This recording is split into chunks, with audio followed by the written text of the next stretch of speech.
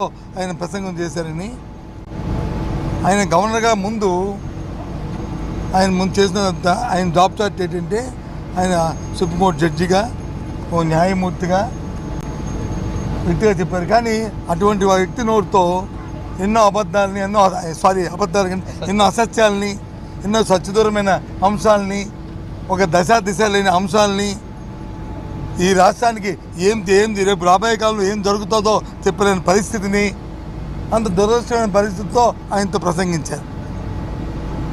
దాని మీద ఇవాళ చర్చ జరిగింది. మా సభ్యులు మాట్లాడారు, ఆ బెంచ్లో ఉన్న వాళ్ళు మాట్లాడారు. ఇంకా ఫినిషింగ్గా ఆఖరిగా గవర్నమెంట్ తరఫున మంత్రి గారు సమాధానం చెప్పే ముందు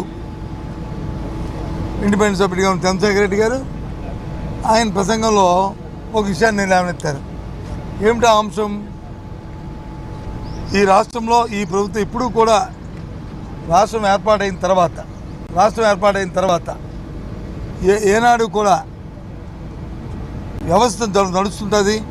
కానీ వ్యక్తుల్ని ఎవరైతే యూనివర్సిటీకి సంబంధించిన ఆచార్యులు ఉన్నారో